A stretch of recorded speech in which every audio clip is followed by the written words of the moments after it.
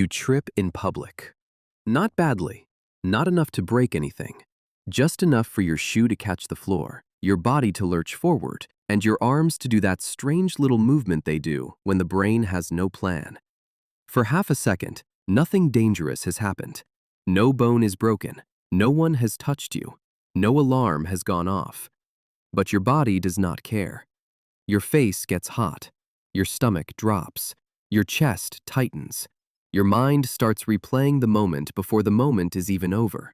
And for a few seconds, the room does not feel like a room anymore. It feels like a trial. Everyone saw it. Everyone is thinking about it. Everyone is remembering it. At least, that is what it feels like. But the strange part is this. Public embarrassment is usually not physical danger. Most of the time, it does not injure you. It does not take your food. It does not lock a door. It does not put a predator in front of you. And yet, your nervous system can react like something serious just happened. That is why embarrassment is so confusing. Your conscious mind says, "This is not a big deal." Your body says, "Are you sure?"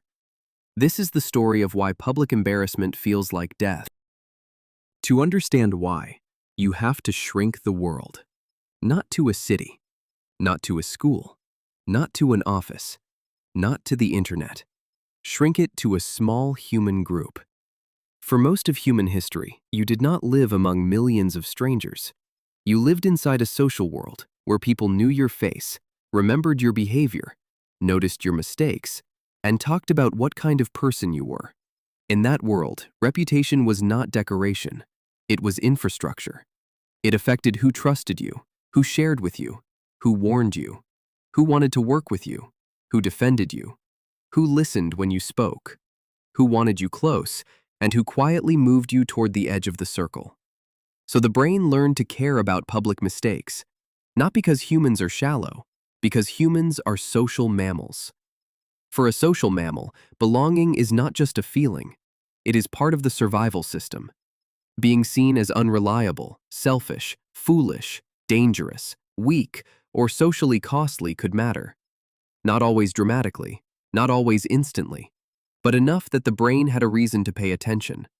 This is the old logic underneath embarrassment. Embarrassment is not just, "I looked stupid." It is closer to, "Did my position in the group just change?" That question is ancient, and your body asks it fast. This is why embarrassment arrives in the body before it becomes a clean thought. The blush, the heat, the urge to hide your face, the nervous laugh, the sudden need to explain yourself, the strange little apology you make even when nobody has asked for one. These reactions can feel irrational, but they may be doing social work. Embarrassment tells other people something. It says, "I know something went wrong." It says, "I am not ignoring the rule." It says, "I still understand the group." In that sense, embarrassment is not only pain, it is also repair. When someone makes a small social mistake and looks genuinely embarrassed, we often become more forgiving. The expression itself can act like a signal of awareness. It lowers the threat. It shows the person is not shameless, not hostile, not indifferent to the group. That is the paradox. Embarrassment feels like exposure, but it can also be a bridge back into belonging. Your body makes the mistake visible because, in a social world, pretending nothing happened can sometimes be worse. The red face says, "I saw it too." The nervous laugh says, "I am still with you." The apology says, "Do not push me out of the circle yet." This is why public embarrassment can feel so intense. It is not only about the event, it is about the possible meaning of the event. Did they see me fail? Did they lower my status? Did I become the story? But here is where the brain makes one of its biggest mistakes. It assumes the spotlight is brighter than it is. Psychologists call this the spotlight effect, the tendency to overestimate how much other people notice your appearance, your behavior, and your mistakes. You feel centered in your own experience, so your brain quietly assumes you are centered in everyone else's. But you are not. Most people are busy being the main character of their own discomfort. They are thinking about how they look, what they said earlier, whether their shirt fits strangely, whether they sounded awkward, whether anyone noticed the thing they are still replaying from 3 hours ago.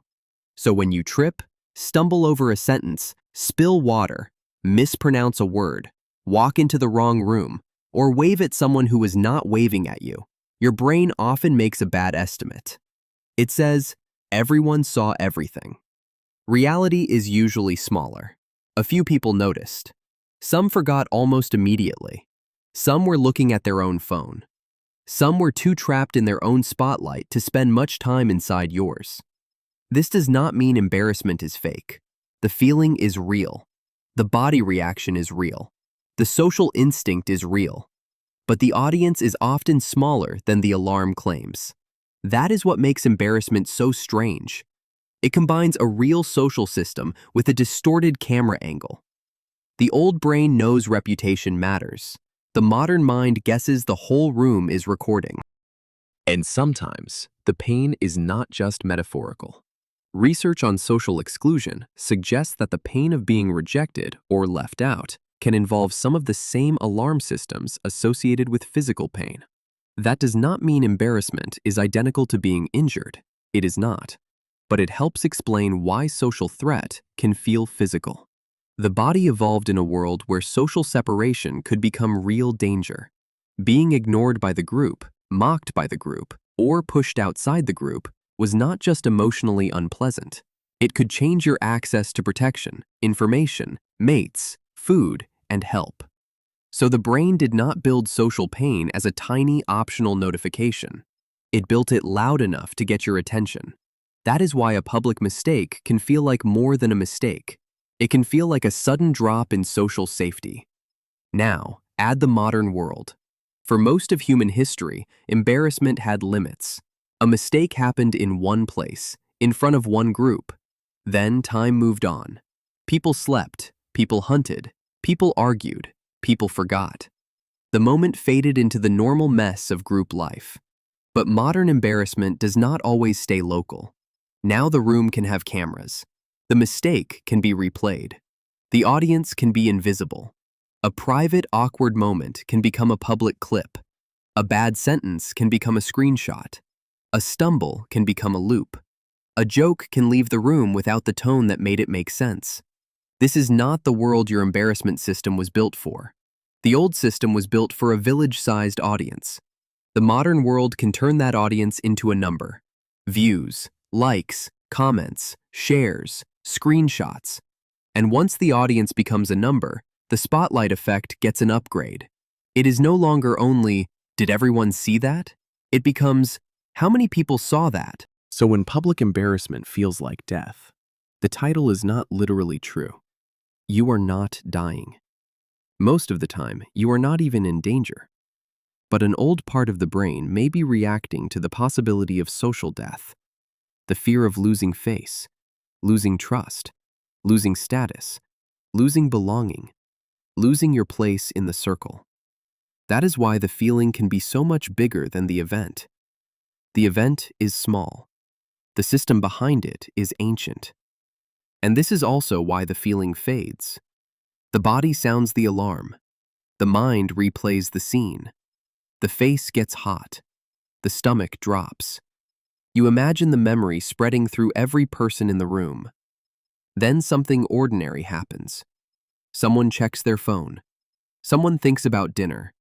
Someone worries about their own face, their own voice, their own mistake, their own place in the group. The spotlight moves because it was never one spotlight. It was many. Everyone carries one. The next time embarrassment hits, you do not have to pretend it feels small. It may not feel small. Your body may still react before your mind catches up. Your face may still burn. Your brain may still say, everyone saw. But you can answer it differently. You can say, yes, this is an old alarm. It is trying to protect belonging. It is trying to repair a social moment.